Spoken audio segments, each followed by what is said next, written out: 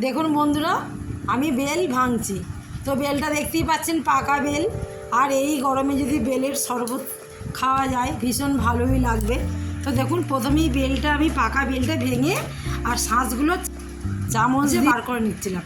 চামচ দিয়ে প্রত্যেকটা ওই শাঁসগুলো ভালো করে বের করে নিলাম, নিয়ে ভালো করে হাত দিয়ে ভালো করে মিশিয়ে নিচ্ছিলাম। কারণ ওই যদি জলটা প্রথমে দিয়ে দিতাম তাহলে মেশানো যেত না। তা দেখুন, ভালো করে চটকিয়ে নিলাম, ভালো করে হাত দিয়ে তারপরে জলটা দিচ্ছিলাম। জলটা দেওয়ার পর এইটা কিন্তু মিষ্টির গুঁড়ো, আমি চিনি দিইনি, মিষ্টির গুঁড়ো দিয়ে দিলাম পরিমাণ মতন অল্প, আর একটু স্বাদ মতো বিট লবণ দিয়ে দেখুন ছেঁকে নিয়ে দানাগুলো হাত দিয়ে ফেলে দিলাম, দিয়ে গ্লাসে ছেঁকে নিলাম একে একে।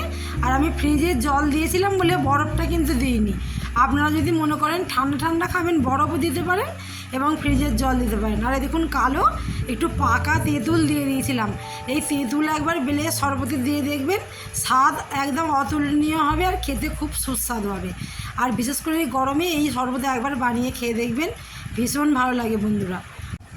আর ভিডিওটা কেমন লাগলো অবশ্যই আমাকে জানাবেন আর পাশে থাকবেন। ধন্যবাদ।